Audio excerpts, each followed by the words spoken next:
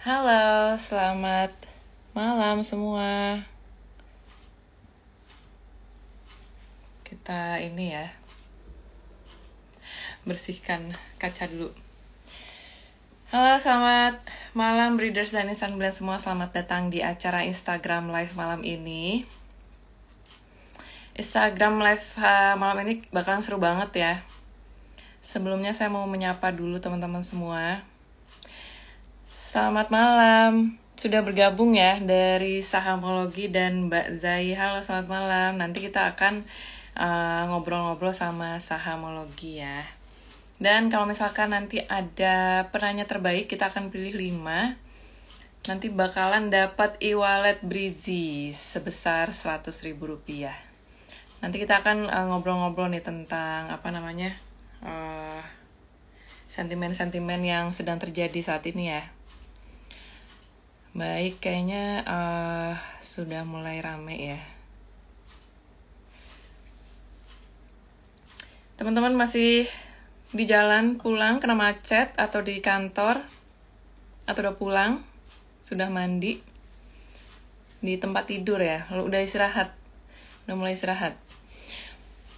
Baik, mungkin kita mulai saja ya, udah mulai langsung rame nih soalnya. Oke, selamat malam Breeders dan insan belian semua. Selamat datang di Instagram Live malam ini. Perkenalkan, nama saya Tia Aprianti yang akan menemani kalian semua ya malam ini ya. Seneng banget kita bakalan ngobrol-ngobrol lagi nih sama Sahamologi. Acara kita bakalan seru banget malam ini. Kita akan membahas sentimen-sentimen yang lagi happening ya, bertajuk kiat terbaik untuk menghadapi volatilitas pasar saham di akhir tahun bagi millennials dan Gen Z. Seperti kita tahu ya, sentimen-sentimen saat ini yang lagi rame itu salah satunya adalah konflik Timur Tengah, belum berakhir perjuangan rakyat Palestina dari serangan Israel, lalu sentimen yang lainnya juga potensi kenaikan suku bunga US ya di bulan November atau Desember. Dan kemarin juga tiba-tiba suku bunga Indonesia naik menjadi 6% di atas ekspektasi konsensus. Dan juga kita akan bahas pelemahan rupiah. Sebenarnya isunya lumayan banyak ya, yang akan sentimen-sentimen yang terjadi akhir tahun ini. Nanti kita akan kupas tuntas ya bareng Sahamologi. Ada dengan Pak Gembong Suwito, kita semua teman-teman kantor manggilnya Om Gembong nih, selaku Direktur Edukasi dan Investasi dari Sahamologi. Baik, yuk kita langsung aja undang pembicara kita hari ini, Om Gembong Suwito. Apakah sudah bergabung dengan kita? Kita undang Pak Gembong. Pak Gembong, kita manggil Om Gembong. Panggilannya Om Gembong. Nanti teman-teman kalau yang bertanya nanti bakalan dapat ini ya, e-wallet Breezy 100.000 nanti kita kirimin langsung sama panitia. Oke. Tentang sentimen. Baik, sudah kami undang nih Pak Gembong dari Sahamologi. Apakah sudah bergabung? Undang. Baik, mungkin saya akan tanyakan terlebih dahulu ya, Om.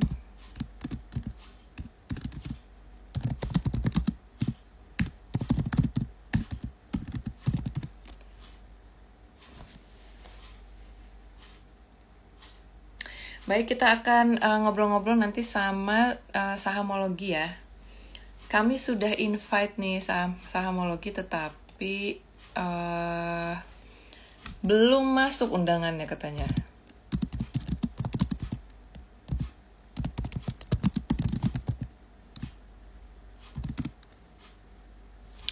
Baik, kata Sahamologi mohon diundang kembali.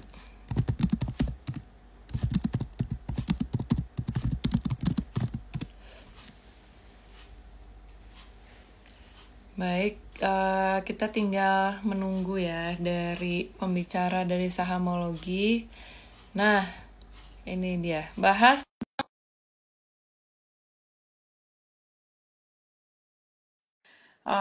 di perekonomian dunia seperti adanya perang Timur Tengah, efeknya seperti apa. Hmm, baik. Halo Om Gembong. Halo, selamat malam Mbak Tia. Hai, selamat malam. Om Gembong apa kabar? Alhamdulillah baik. Sudah, Ini topiknya masih relevan kah? Milenial, ya, aku dipanggil Om gitu. Secara umur sih masih milenial ya. kan Omnya Om, ya kan? Sudah di rumah nih Om Gembong? Sudah, Alhamdulillah sudah di rumah, sudah nyampai. Nah ini kita menemani teman-teman dari Sobat Breeder dan Sobat Sahamologer dalam perjalanan ataupun sudah laya-laya di rumah. Ya, kita update market dan diskusi. Kira-kira seperti itu, Mbak Tia ya. Baik, Om Gembong mungkin mau menyapa dulu nih teman-teman online, silakan Om Gembong. Halo Sobat Breeder dan Sobat Samuluger dimanapun teman-teman berada. Ya, senang sekali saya Gembong Suito ya di bagian edukasi di Sahamologi. Kita kerjasama edukasi dengan BRI dan Reksa Sekuritas Bridge untuk membuat kita sama-sama mengerti, paham, dan cuan. Harapannya di situ bersama-sama di market di IHSG. Baik. Nah, teman-teman breeders, malam ini kita akan ditemani dari Sahamologi ya dengan Om Gembong. Kita akan kupas tuntas nih terkait kiat terbaik untuk menghadapi volatilitas pasar saham di akhir tahun bagi millennials dan Gen Z. Nah, Om Gembong, langsung aja ya kita mulai ya sesuai topik yang akan dibahas hari ini terkait adanya volatilitas perekonomian dunia nih. Pada saat ini kan kita udah mau akhir tahun nih.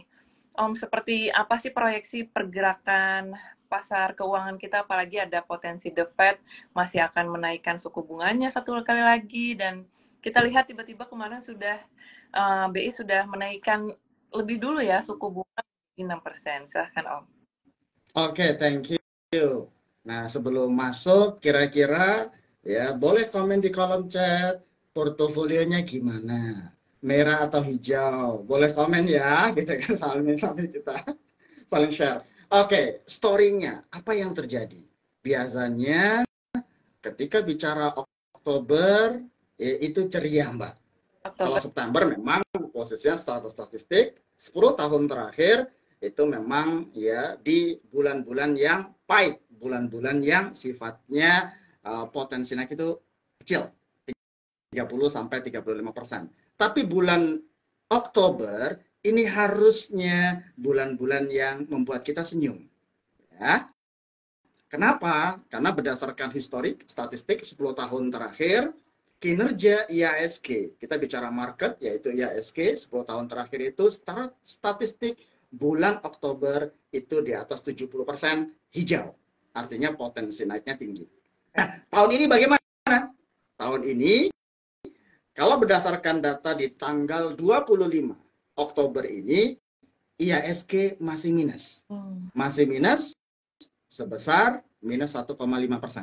Nah, masih ada waktu sekitar ibaratnya 1 mingguan lagi lah.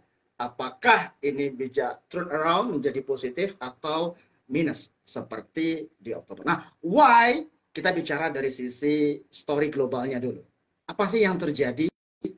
Kalau kita bicara sentral dari market yaitu Amerika, ya memang sekarang lebih ke arah Amerika kebijakannya naikin suku bunga tinggi.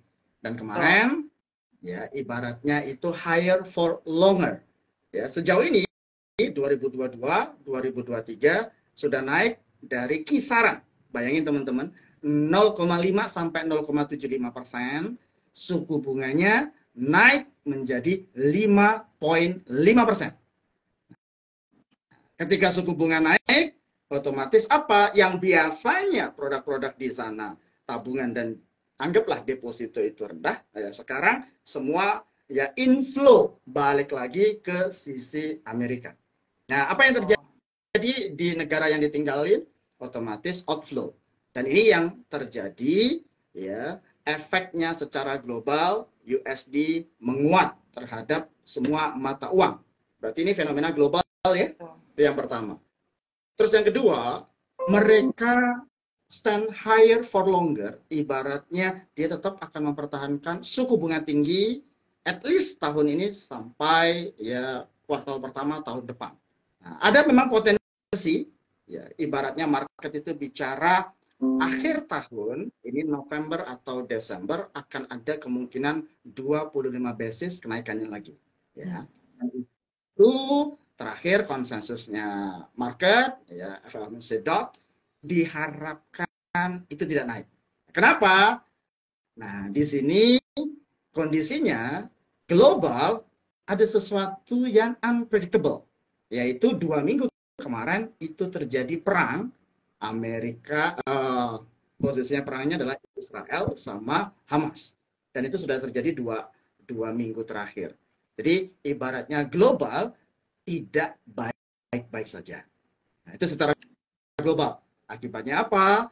Ya, outflow, dan yang kedua, dampak secara outflow, rupiah kita melemah. Kemarin kisaran di 15.890 sampai bahkan di 16.000. Nah, sekarang secara domestik ini sudah wait and see-nya sudah mulai clear. Pesta demokrasi rakyat 5 tahunan sudah mulai clear. Siapa calonnya? 3 calon. Ya, Amin, ya, Ganjar, Mahfud, sama yang terakhir hari ini ya daftar di KPU, ya Prabowo sama Gibran. Ibaratnya yang ditunggu market secara domestik ini udah jelas nih. Nah, tinggal teman-teman menyiasatinya. Ya, kondisinya bagaimana? Apa yang akan dilakukan? Kira-kira seperti itu, baik domestik maupun sisi global. Baik, terima kasih Om Gembong. Nah, sebesar apa sih Om resiko kalau misalkan The Fed akan menaikkan suku bunganya kembali nanti ya? Padahal instrumen investasi kan sudah banyak nih dikeluarkan oleh Bank Indonesia ya, tapi ternyata rupiah tetap juga menyentuh 16.000. Apakah apapun yang dilakukan Bank Indonesia saat ini belum tentu bisa ya menambah penguatan indeks dolar yang membuat rupiah saat ini terdepresiasi? Mana Om? Oke, jadi tentunya di sini kita bicara makro.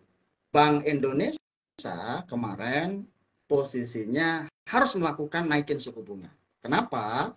Karena ya kenaikan dari sisi obligasi Amerika itu suku bunganya kan 5,5. Sedangkan Indonesia 5,75. Jadi secara spread itu kecil sekali. Nah, itu yang pertama. Yang kedua, kemarin pelan tapi pasti rupiah melemah. 15.300, naik 15.600, 15.800, dan mendekati bahkan beberapa bank jual 16.000. Ketika rupiah melemah, nah kenapa? Karena investor asing, kalau Mbak lihat, teman-teman lihat, 1 bulan terakhir itu outflow-nya masif. Betul, nah itu. Pasar saham. Ketika outflow-nya masif, berarti kan dia pulang bawa dolar. Nah, di situ yang menyebabkan rupiah melemah. Apa yang dilakukan? Otomatis BI harus menaikkan suku bunga 25 basis sebagai antisipasi daya tariknya bahwa ya menahan outflow dari investor asing. Itu yang pertama. Supaya selisihnya di sana 5,5, di sini masih ada spread yang positif. Itu yang pertama. Harapannya apa? Dengan menahan ya outflow asing, rupiah kita sekarang udah mulai jinak lagi nih. Ya, kayak kemarin ya, hari ini ditutup di 15.800, 850 gitu. Jadi udah mulai turun.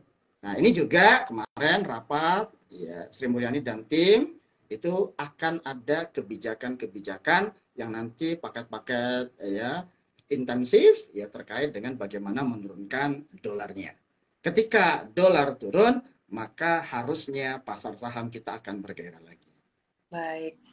Amin ya Om ya. Nah, jika kita lihat nih tren saham kan sekarang masih melemah ya Om ya. Nah, kira-kira sebesar apa sih potensi adanya capital outflow tadi yang Om bilang, dan potensinya sampai kapan nih Om kira-kira? Oke. Ini FOMC akan meeting awal November ya, sebagai meeting terakhir. Kemungkinan besar itu tidak jadi menaikkan suku bunga berdasarkan update yang terakhir ya, Oke. ya, tidak menaikin suku bunga 25 basis point. Kenapa? Karena mereka merespon situasi global, terutama perang Timur Tengah itu masih berkecamuk. Karena juga kalau Amerika naikin suku bunga, otomatis ya itu akan berdampak ke slowdown pertumbuhan ekonomi. Kalau secara retail mereka, Mbak, anggaplah Mbak sebagai KPR, dari awalnya bunganya rendah 1%, sekarang bunganya hampir mendekati 5,75%. Pusing, Mbak. Berarti iya, cicilannya luar biasa naiknya secara signifikan, dan itu pasti akan menurunkan ya pertumbuhan ekonomi Amerika. Jadi itu dilema, tapi itu harus dilakukan supaya inflasi mereka turun. Ini kan belum. Jadi sekarang pelemahannya mulai terbatas, ya. Tinggal lihat bagaimana investor domestik ini sudah mulai juga jelas siapa calon-calonnya. Nah, terus rilis laporan keuangan. Rilis laporan keuangan ya, terutama Big Bank dimulai dari BCA, terus BRI itu baik. Pertumbuhannya Q3 itu baik secara dibandingkan year on year tahun kemarin. Ya, artinya apa? Ini ya saatnya untuk akumulasi beli, terutama dari sisi investor asing dan investor domestik di saham-saham yang terutama penggerak IHSG. Jadi pelemahannya menurut kita terbatas. Secara teknikal kemarin IHSG juga tidak menyentuh supportnya, level psikologis di 6.600. Ya, otomatis dengan adanya inflow investor asing, rilis laporan keuangan, ya sentimen positif capres dan cawapresnya sudah clear. Ini kita optimis bahwa Oktober, November, Desember ini tahun ini pasti akan ya ceria. Ibaratnya gitu. Baik. Nah, kalau misalkan kita lihat ya dari yang Om bilang tadi terkait perang di Timur Tengah. Nah, jika dilihat dari beberapa sektor komoditas kan ini adalah sektor yang biasanya terpengaruh dari geopolitik ya, Om. Nah, melihat sektor ini seperti apa nih, Om? Kalau kita berkaca kan, kalau tahun lalu kita lihat kenaikan batu bara ini tinggi sekali. Apakah mungkin dengan perang yang dari Timur Tengah ini bisa mengembalikan lagi harga batu bara ke level tersebut? Oke. Kalau kita bicara kemarin 2022, karena dampak utama yang paling signifikan itu adalah Rusia dengan Ukraina. Rusia terutama itu salah satu produsen ya minyak dan komoditi ya, minyak, gas, batu bara, mereka salah satu top 5-nya. Karena bicara mereka perang, otomatis dampaknya juga akan signifikan, kenaikan harga komoditi. Ya, kenaikan harga komoditi, dan kemarin sudah menikmatin fase bullish komoditinya. Minyak sempat naik signifikan 120 dari 60 ya. Harga batu bara naik signifikan dari kisaran 100 120 menjadi hampir 300, berarti 3 kali lipat kenaikannya. Gas juga sama. Jadi era energi tahun kemarin apresiasinya luar biasa. Makanya di semester awal 2023 energi terutama batu bara dan lainnya mulai cooling down. Kalau naik dia 70%, turun 30% wajar. Ibaratnya itu. Nah, apakah perang kali ini ya Timur Tengah, Israel, Hamas ini potensinya sama dengan di Rusia? Jawabannya adalah tidak sebesar itu. Ya, kenapa? Karena dua negara ini yang berperang itu posisinya tidak penghasil atau produsen dari komoditi utama. Dampaknya apa? Dampaknya adalah sentimen yang sifatnya sementara. Tapi kita semua berharap semoga perang ini lekas selesai, semua kembali damai. Ya, kenapa? Karena konsekuensi kemanusiaannya yang cukup besar ya. Nah, apa yang menarik dari sisi komoditi tersebut? Ya, secara dampak pasti akan terjadi, tapi sifatnya tidak sebesar kayak Rusia, Ukraina.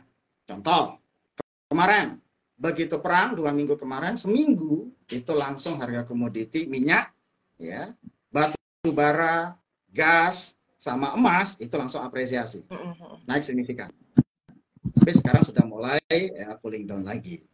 Kira-kira seperti itu, Mbak. Baik, terima kasih Om Gembong. Nah, kalau misalkan dilihat nih dari politik dalam negeri, kan banyak orang bilang bahwa pengaruh tahun politik itu akan menjanjikan untuk IHSG ya Om. Tapi kita kalau misalkan lihat saat ini pergerakannya belum terlalu signifikan, tapi 3 calonnya sudah keluar nih Om nama-namanya. Apakah menurut Om kita harus memanfaatkan momen ini untuk alokasi buy, dan kapan kita bisa mulai melihat nih hasilnya untuk sektor consumer ya yang akan diprediksi akan naik kalau misalkan tahun politik? Apakah di Q1 sudah bisa mulai terlihat atau sampai akhir tahun 2024 gitu? Gimana Om? Oke, kita bicara story-nya. Story tiap tahun ketika bulan Oktober, November, Desember itu selalu ada pola yang sifatnya berulang. Biasanya Oktober koreksi sedikit di November, dan window dressing di 2000 rata-rata 10 tahun terakhir itu terjadi, kecuali tahun kemarin. Kita beda dulu. Artinya kalau sekarang Oktober mendekati akhir tahun, biasanya secara pola kemungkinan dalam 10 tahun secara statistik di atas 70% itu naik. Ibaratnya itu secara historical. Nah, sekarang kalau kita bicara tahun politik, 5 tahun sekali. Pesta rakyat ini apa dampaknya? 5 pemilu, 4 pemilu yang sudah terjadi, pertama 99, itu kenaikannya 70%, IHSG. 2004, 44%. Itu pemilihan pertama langsung presiden dan wapres. 44%. 2009, karena pasca 2008 subprime mortgage, itu kenaikannya 86%. 2014, 22%. Nah, 2019 kemarin tipis, cuma 3-2% aja. Kenapa? Karena pada saat 2018 ada perang dagang Amerika sama Cina. Jadi kalau tahun ini bagaimana? Kita bicara apa yang konsumsi atau peta politiknya. Jelas, pasangan sudah 3. Dan kalau kita bicara kemarin kan kita di Singapura ya, ketemu dengan salah satu hedge fund. Dia mengatakan ini Jokowi man. Itu pada saat Agustus. Ya, asing sudah memprediksikan bahwa mayoritas rata-rata yaitu Jokowi man pada pemilu ini. Ya, itu yang pertama. Yang kedua, kita bicara anggaran. Berapa sih anggaran yang dilakukan di pemilu 2024? Pertama adalah kalau kita bicara anggaran, Sri Mulyani bilang 70 triliun. Anggaran yang resmi dari pemerintah. Spendingnya. Salah satu research, perputaran uang di pemilu itu berapa? 327 triliun. Ini akibatnya kan uang yang masif. Pesta demokrasi, otomatis perputaran uang, itu pestanya rakyat. Makanya sektor-sektor yang identik dengan pemilu, positifnya pemilu, itu mengalami kenaikan cukup signifikan. Kira-kira itu. Jadi kita optimis, mayoritas bahwa pemilu ini bisa kita lewati dengan kira-kira dengan damai dan lancar. Baik. Nanti kita lihat, ini kan masa pendaftaran sudah, November nanti pasti siapa yang dicalonkan, nanti pemilu di 14 Februari, pas Valentine. Pas Valentine ya. 2014. Baik. Jadi 2024 nanti terlihat siapa calonnya. Baik Om. Nah kalau misalkan pas Valentine tahun depan ya, kira-kira si saham consumer ini bisa dilihatnya menaiknya kira-kira bulan apa? Kalau sisi consumer otomatis di situ kan banyak kita lihat dari sisi blue chip dulu, sektor-sektor yang related dengan consumer, misalnya Unilever, terus Gudang Garam, Indofood, ICBP, pelan tapi pasti ini sudah mengalami apresiasi kenaikan. Kenapa? Karena ini rilis laporan keuangan beberapa sudah itu rilisnya lebih baik daripada tahun kemarin. Secara Q3. Nah, itu kan kenapa kayak beberapa minggu ini Unilever sudah manggung, terus Gudang Garam sudah mulai gitu kan. Jadi hal-hal itu yang biasanya harga itu mendahului dari fundamentalnya. Karena persepsi masyarakat bahwa ketika consumer, ya sektor ya, itu menarik di sisi consumer, nah biasanya harganya itu duluan naik. Baik, baik. Baik Om, nah tadi kan yang ini ya, apa namanya, saham-saham yang prediksinya meningkat ya Om. Nah, tapi sektor-sektor yang harus dihindari nih di akhir tahun 2023 untuk penonton, kira-kira apa aja nih Om? Oke, yang pasti sektor yang tadi menarik ya, biasanya kan satu consumer tadi. Yang kedua, jangan lupa bumper kita, esensi dari IHSG, market cap terbesar adalah Big Bang. Big Bang, kontribusinya 37% sampai 40%. Nah, di situ ada BCA, BRI, itu ya rilis laporan keuangan berdasarkan performance dan rata-rata paling bottom di EPS, earning per share-nya itu mengalami kenaikan. Contoh kayak BCA, untung 9 bulan terakhir 36,4 triliun.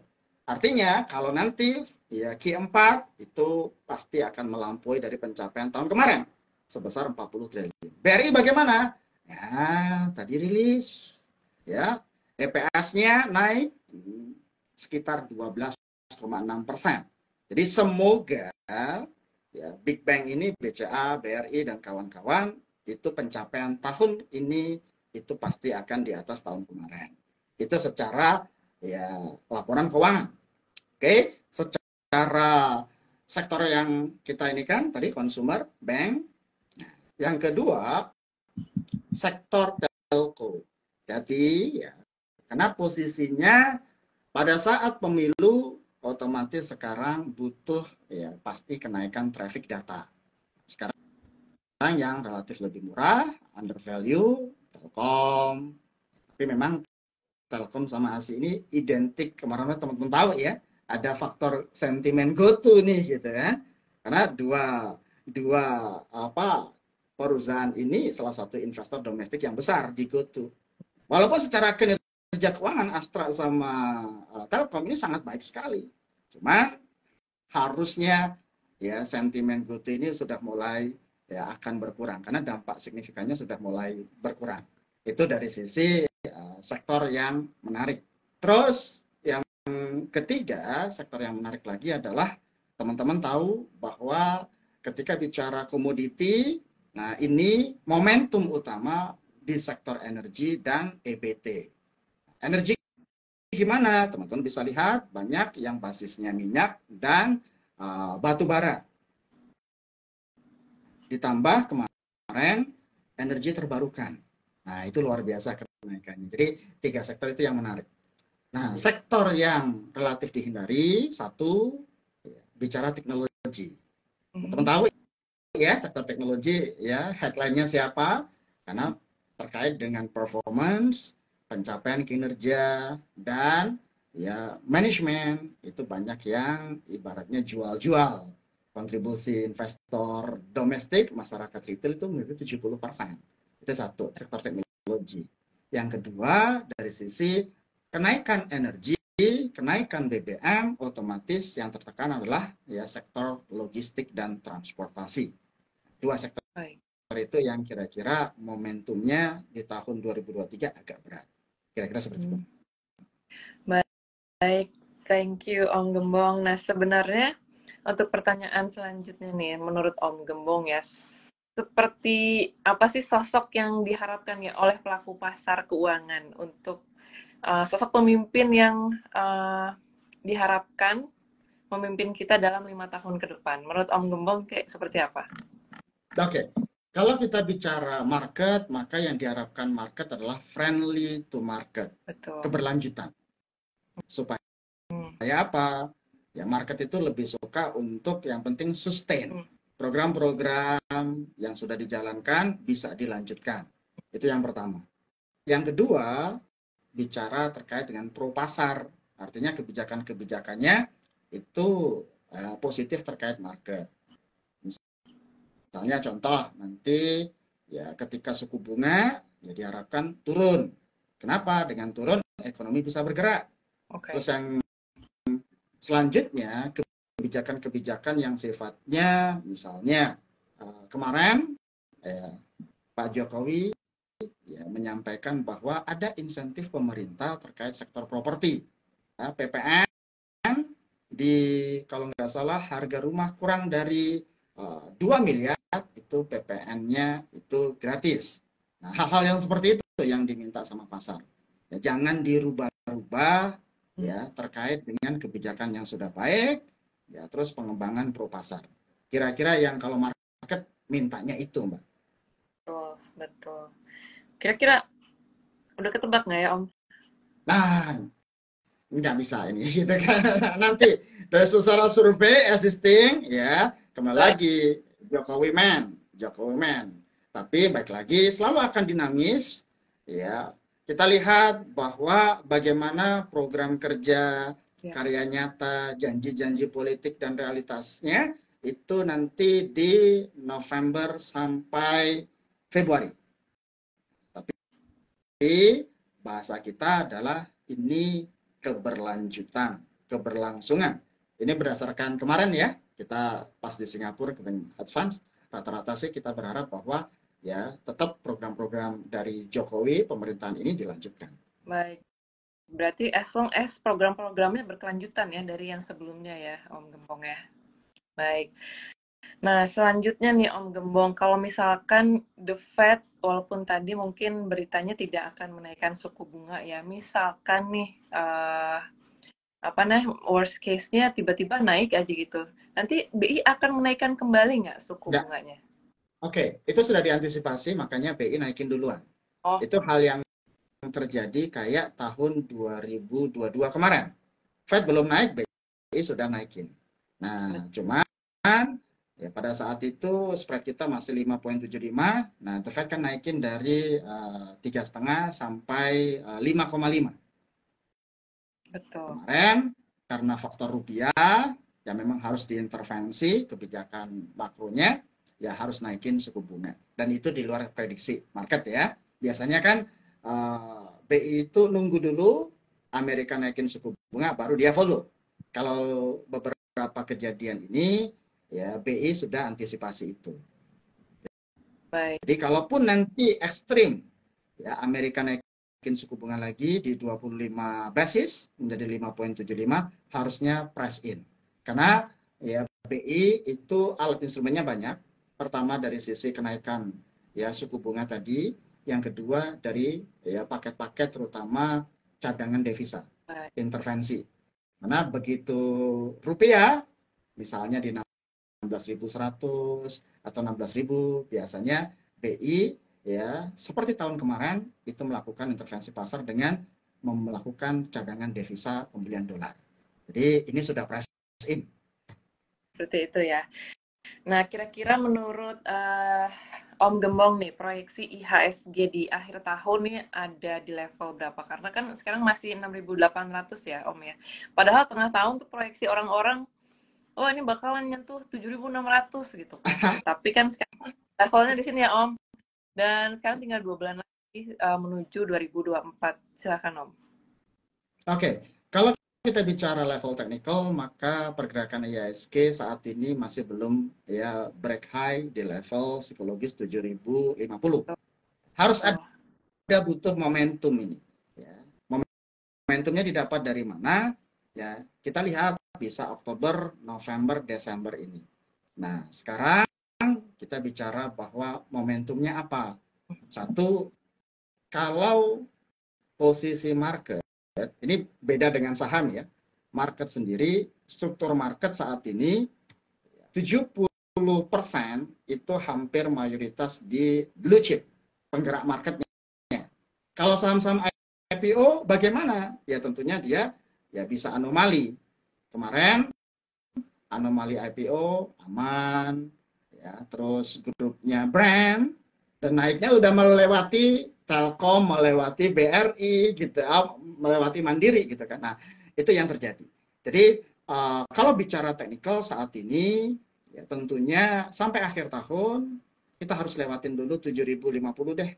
Ketika 7.050 sudah lewat, maka langkah selanjutnya adalah minimal di 7.200, 7.300. Asal, nah ini ada asalnya nih, asal investor asing tidak dominan jual seperti tahun kemarin. Kalau tahun kemarin Desember tidak ceria karena pada saat itu seller begitu dominan, ya terutama di investor asing blue chip. Yang paling dihajar adalah saham-saham kapitalisasi GoTo. GoTo kan dulu hampir 350 triliun. Terus dia nyeret dari sentimen negatif ke Telkom sama Astra. Jadi yang kapitalisasi besar itu pada ya koreksi signifikan. Kalau itu tidak terjadi, maka ya secara teknikalnya 7.050 dan 7.200 atau 7.300 akhir tahun. Tapi potensi upside-nya bagaimana? Jelas tadi 7.300 downside-nya sekarang. Karena kan market bisa dua arah ya. Sejelek-jeleknya bagaimana? Sejelek-jeleknya maka technical base di level 6.600. Baik. 6.600.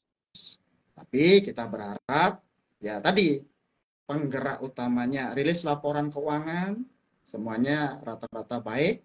Terus yang kedua positif ya sentimen di dalam negeri itu kita rasa bahwa ya ini kita kalau yang kita lakukan ya karena kita bicara praktis kita advise klien ya ini time to accumulate. Saatnya nyicil untuk beli. Yang itu kita sudah lakukan di bulan Oktober ini. Baik, terima kasih Om Gembong. Nah, menurut Om Gembong nih, berarti sesuai judul hari ini ya, gimana nih kiat terbaik untuk menghadapi volatilitas pasar saham di akhir tahun nih bagi teman-teman semua? Oke, kalau kita bicara volatility dan tentunya generasi milenial, maka konsep yang kita gunakan adalah ya 3M. Harus clear dulu 3M. Pertama, mindset. Ini 3M itu saya ambil dari salah satu tokoh internasional, Alexander Elder, terkait dengan trading for living. Supaya kita ya positive mind. Fact-nya positif. Ya. Pertama, mindset. Mindset-nya itu harus clear dulu. Ini kita di saham, goal-nya apa? Style-nya kita apa? Apakah investor? Apakah trader? Tradernya juga ada ya intraday, ya swing dan lain-lain. Tentukan dulu ya goalnya sama stylenya kita. Supaya apa? Nggak gampang FOMO dan berita-berita yang tiap hari selalu munculan. Mindsetnya harus clear dulu. Ini saya beli saham buat apa? Apakah buat investor? Ketika bicara investor, maka polanya biasanya metodologi akumulasi. Beli bertahap dengan target akumulasi. Tapi kalau trader di sini jelas namanya trade, namanya dagang. Berarti ada manajemen resikonya, ada target profitnya. Kita mencoba untuk disiplin. Karena posisinya ini yang berat ya Mbak ya gitu kan. Oke, target profitnya bisa setting, tapi kadang target cut loss-nya itu nggak disetting. Itu yang terkait dengan mindset-nya. Yang kedua, bicara M, yang kedua metodologi. Analisanya apa? Why kita beli saham tersebut?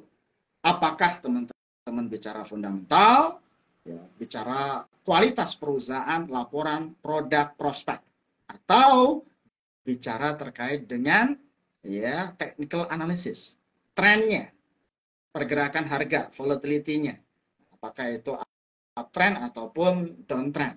Kalau sudah, M yang ketiga, money management. Di sana. Terakhir, yang keempat, itu bicara terkait dengan sebaiknya buat generasi Gen Z, milenial apa? Ya, market selalu volatile, tapi kita rutin untuk invest. Ya, investasi secara rutin. Apalagi sekarang, ya, bridge mengeluarkan kemarin, ya, bridge easy ya. Nanti Mbak bisa jelasin lebih detail. Itu enak dan itu saya rasakan. Jadi saya buat account, saya investasi buat apa? Buat anak. Kan biasanya nabung kan tabungan pendidikan, asuransi pendidikan. Nah, sekarang investasi clear.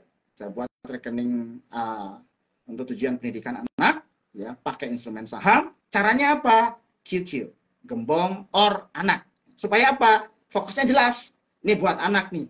Caranya gimana?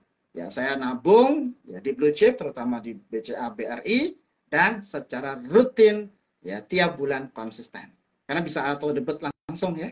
Nah, itu supaya enak, gitu kan. DCA, dollar cost averaging. Kalau nanti ada momentum, baru kita tambah. Tapi konsisten dulu, mulai aja dulu, konsisten dulu supaya habitnya terjaga.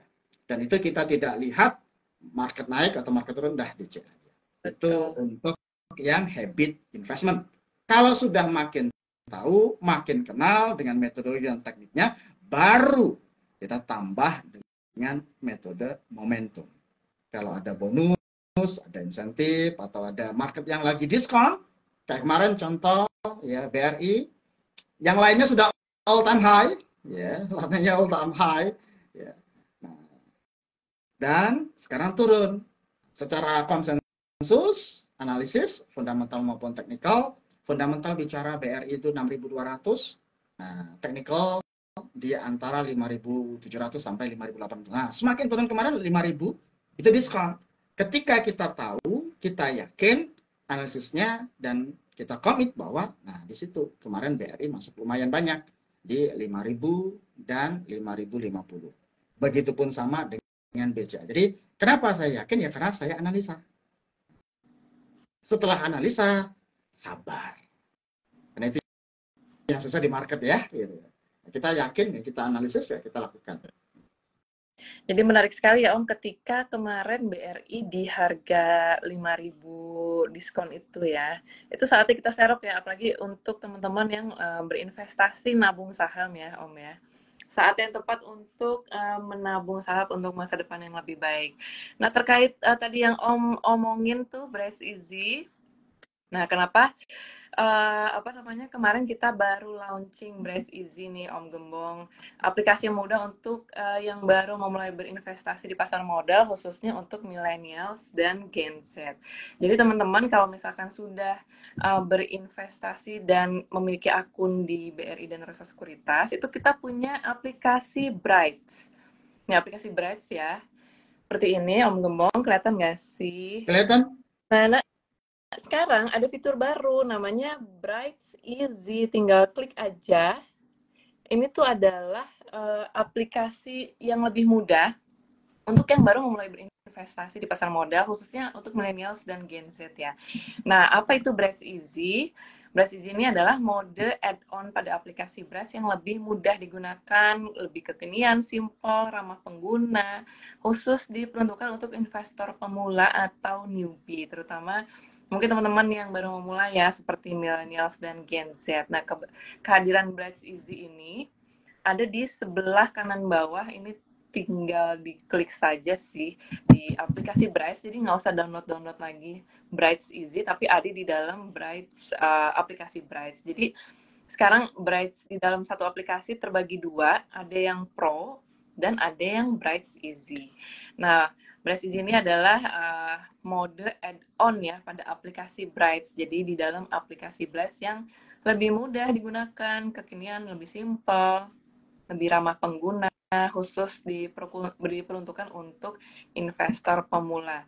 Nah, tidak hanya dalam berinvestasi saham, teman-teman juga bisa seluruh produk yang ada di aplikasi Brights, yaitu reksadana dan obligasi. Kemudahan investasi dalam satu genggaman, satset, semudah belanja online loh Om Gembong, itu tinggal klik-klik doang. Tombolnya juga simple dan sedikit. Bisa kapan saja, di mana saja, inovatif, kekinian, simple, stylish, fun, easy, pokoknya semuanya deh, for your brighter financial future in easy way. Dan sekarang ini ada ini loh Om, program Brights Easy Activation Challenge. Dapatkan hadiah 10 lot saham untuk 10 lot saham BRI, tentunya untuk 10 pemenang. Caranya pertama, download aplikasi Bright dulu ya, tentunya yang belum punya. Dan buka mode easy di pojok kanan bawah, kemudian login. Lalu screenshot tampilan Bright Easy-nya, boleh di halaman pertama atau tampilan lainnya, share di Instagram Story, dan tag 3 orang teman. Pastikan kamu juga sudah ngikutin akun Instagram kita di @berry_centang_biru, dan pastikan akun Instagram kamu tidak ini ya, bersifat pribadi, nggak dikunci selama program giveaways. Jadi kami bisa melihat cerita yang teman-teman bagiin di Instagram Story. Nah, pemenang akan nanti diumumkan di melalui Instagram @berry_dan_reksa yang setelah periode giveaway-nya terakhir. Seperti itu, Om Gembong. Nah, Ya, selanjutnya sudah paket lengkap sekali, apalagi satu. Ini juga menjawab pertanyaan Mbak Kalista Istiqomah. Jika pasar turun terus, pasar siapa? Pasar saham. Misalnya contoh IHSG. Kapan harusnya pindah ke instrumen kas atau star kas atau lebih di pendapatan tetap? Haruskah pindah-pindah ke opsi yang lebih aman? Nah, ini menarik. Biasanya sudah kan kita itu baik. milih produknya kan banyak ya, dan bisa tersebar kemana-mana. Contoh misalnya reksadana ke ini platform A, terus nanti obligasi ke platform B, saham ke platform C. Nah, sekarang berdasarkan pengalaman, nah itu semua sudah ada di Bridge. Tinggal kita masuk, ya. Nah, di situ mulai dari mana? Contoh misalnya reksadana pasar uang. Itu kan sangat ya resikonya rendah, fluktuatifnya rendah, tapi positif. Terus di situ ada reksadana pendapatan tetap, ada obligasi, cash flow bulanan, dan ada saham. Jadi nanti dalam satu platform itu sudah mudah dan komplit. Itu enaknya. Kalau kami sebagai fund manager atau financial planner yang advice, Bu, ini misalnya contoh saham ini sebagai real ya, 2023 awal kita sampaikan, Bu, equity, saham. Nah, Desember, Januari, ya, itu kan lebih tepatnya Februari, ya Maret, April, banyakin equity, masuk, beli BCA, BRI dan lain-lainnya, gitu kan. Nah, itu naik. Terus berikutnya Mei kan ibaratnya turun. Itu biasanya kita oke, kurangin dulu porsinya, masuk ke misalnya contoh obligasi, masuk ke misalnya reksadana pendapatan tetap yang basisnya obligasi pemerintah. Itu naik signifikan. Nah, sekarang posisinya cash-nya dan basisnya obligasi aku kurangin untuk masuk di equity. Jadi enak, kayak Mbak Tia main dakon tahu ya, congklak gitu ya, pindah-pindahin gitu kan. Yang penting portfolionya geser-geser kayak gitu. Nah, itu menarik dalam satu platform. Nah, Bridge sudah memberikan solusi konkretnya. Tinggal mulai aja dulu, gitu kan. Kita rasakan nyaman, enak, pasti ditambah. Baik, Om Gembong. Om Gembong, anyway, itu bisa diulang nggak namanya penanya yang tadi? Bagus Kalista deh. Istiqomah 06. Tunggu ya, Kalista Istiqomah. Kalista Istiqomah. Istiqomah 06. Pakai C ya? Ya, pakai C, Baik, Kalista. Mbak Kalista Istiqomah bisa komen ya di komentar, nanti aku capture namanya biar nggak salah. Baik, penanya nomor 1 sudah ini ya, terpilih namanya Kalista Istiqomah 06 ya Om ya, nggak ada underscore, nggak ada apa-apa ya. Kalista underscore Istiqomah 06. Nah, ini Oh, juga yang kita tambahin yang kedua, ya, dengan adanya portofolio itu, ya, ibarat kayak sepak bola itu, ya ada backnya, ada gelandangnya, ada strikernya, supaya psikologisnya tetap aman. Soalnya contoh, misalnya strikernya saham, ada momen saham-saham itu merah. Ketika merah, oh saya masih happy, karena obligasi tiap bulan saya dapat cash flow, reksadana pasar uang saya naik, reksadana pendapatan tetap saya naik, gitu. Nah, saling mengisi. Coba bayangkan portofolionya semua merah. Emosional, apalagi butuh. Nah, itu biasanya hal-hal yang sifatnya irasional dilakukan, cut loss atau udah nggak tahan, gitu. Nah, itu kenapa satu aplikasi multi produk sebagai one stop solusi. Baik, terima kasih Om Gembong. Semoga terjawab ya tadi dari Kalista ya. Oh ini kalista.istiqomah. Aku capture dulu ya Om, mohon ditunggu. Baik, selanjutnya nih. Anyway, ini pertanyaan menarik ya Om, karena mau musim hujan. Apakah ada saham yang terpengaruh dengan adanya musim hujan? Saham apa aja yang akan naik, terutama batu bara gimana nih Om Gembong? Oke, kalau kita bicara batu bara, momennya itu tidak sebesar tahun kemarin. Karena tiap tahun kan pasti ada momen ya. Betul. 2020 momennya sektor yang related, yang sangat positif, sektor teknologi, sektor kesehatan.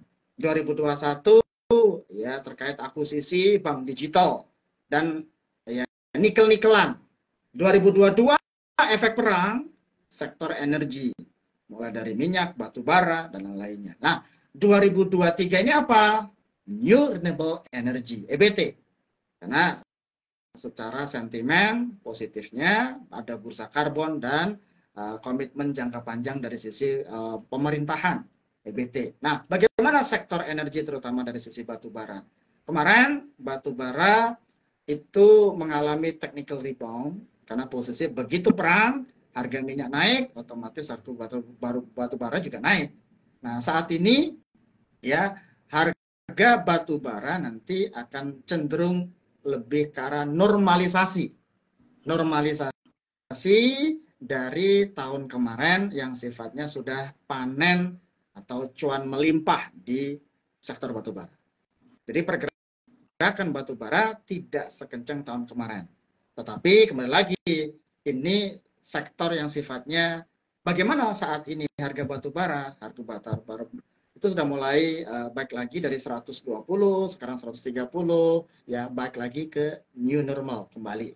Profit nggak? Profit, tapi tidak sekencang tahun kemarin. Jadi pastikan kalau di sisi commodity base batu bara, ya analisis fundamental kelihatan akan ada penurunan kinerja secara fundamentalnya, tinggal teman-teman cari momen yang baik dengan menggunakan analisis teknikal.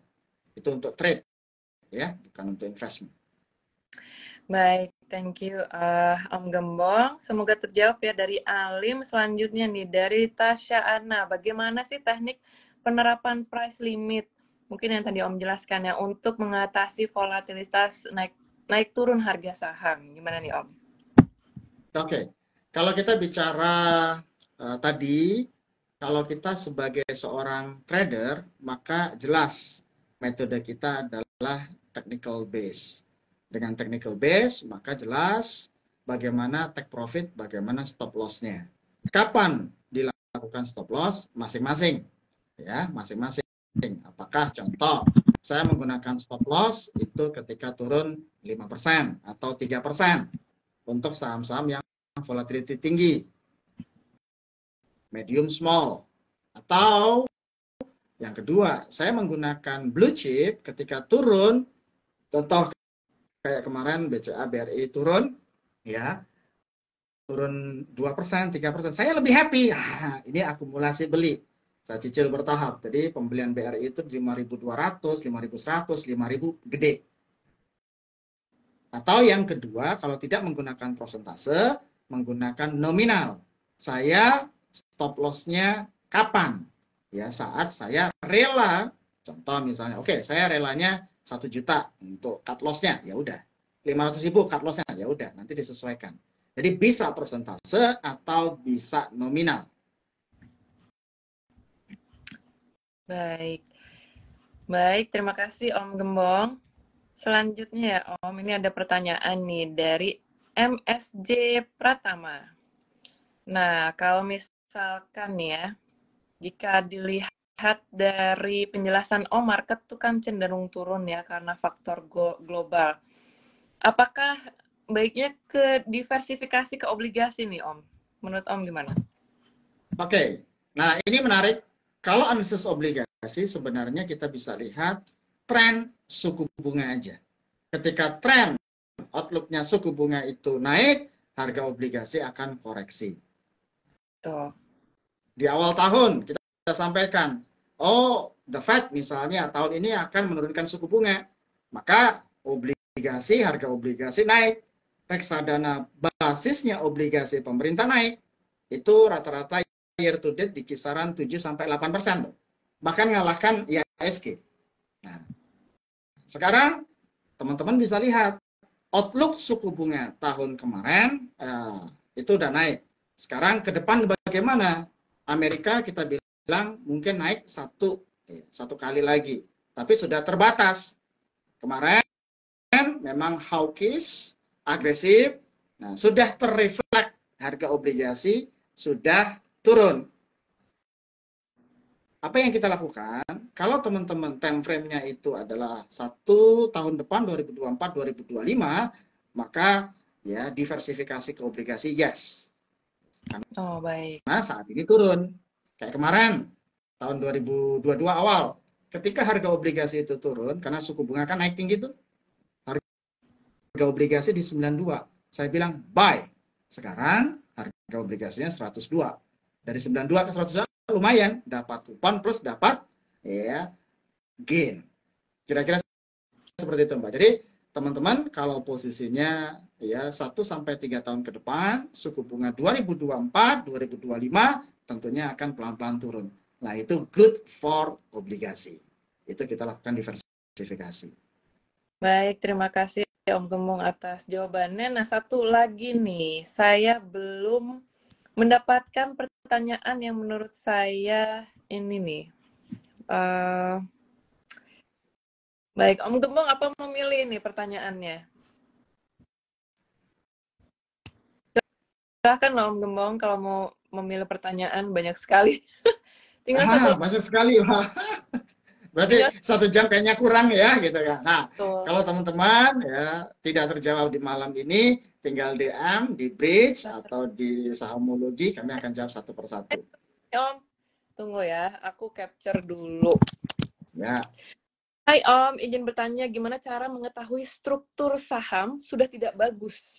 Nah, bagaimana mengetahui siapa juga big money dari suatu saham? Gimana caranya Om? Oke, ketika bicara struktur saham, beda antara harga dan value perusahaan.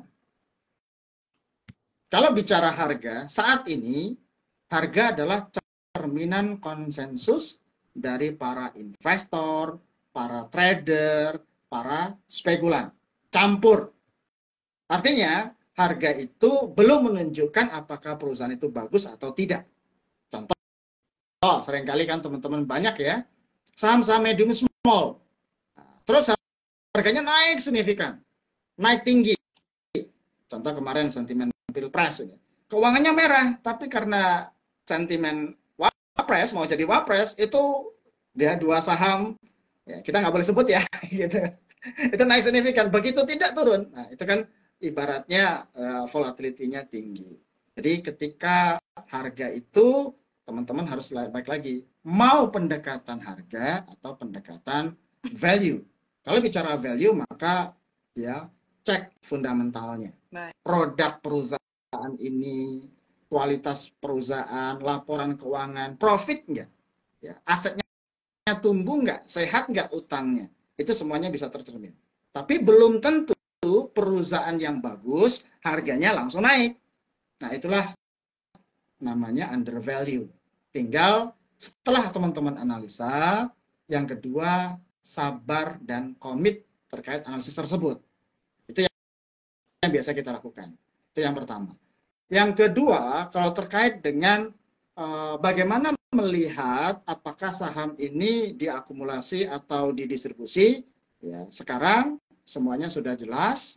Contoh blue chip, ya, di blue chip itu akan terlihat baik secara teknikal, sekarang adalah ya pergerakan investor asing, net buy, net sell.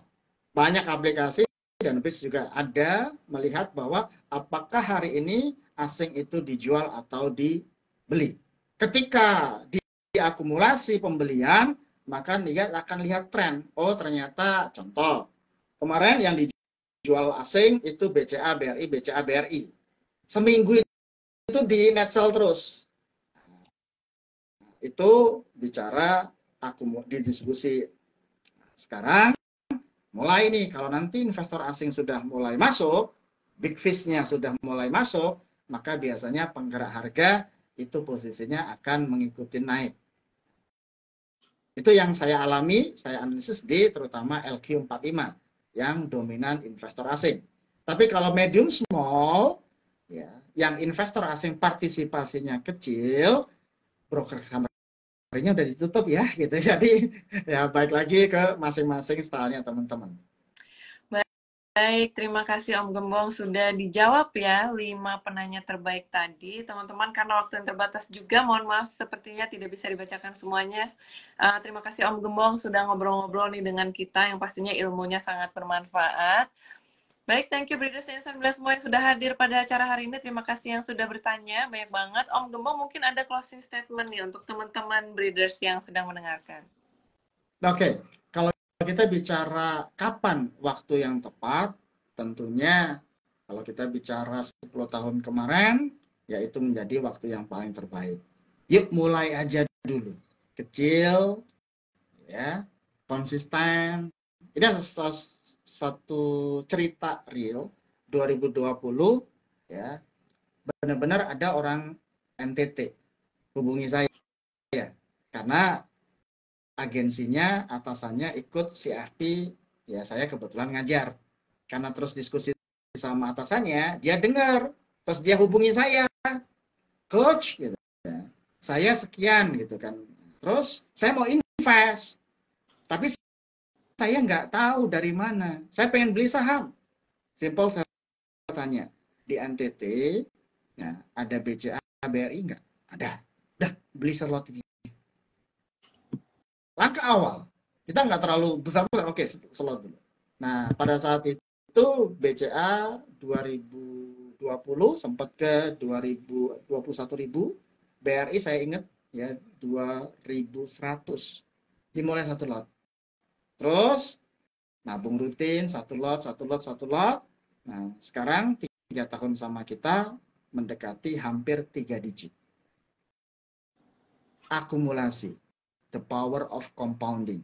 Jadi, yuk kita mulai dari sekarang, kita mulai saat ini, nominal yang sesuai, konsisten, dan kita akan ya raih itu akumulasi ya, ke depan bareng-bareng bersama Bridge. Thank you. Baik, terima kasih Om Gembong sudah sharing ya malam ini. Baik, terima kasih teman-teman Breeders yang sudah menyaksikan acara IG Live kami hari ini. Om Gembong, selamat beristirahat Om Gembong. Terima kasih Mbak Tia. Baik, selamat beristirahat juga Breeders dan Insan Brilian semua. Nantikan acara Instagram Live selanjutnya hanya di Instagram kita di @bri_dan_raksa centang biru, dan jangan lupa follow dan subscribe YouTube kami BRI dan Raksa Sekuritas. Baik, wassalamualaikum warahmatullahi wabarakatuh. Sehat selalu. Sehat selalu Om Gembong. Bye, thank you semuanya. Sukses selalu, makasih.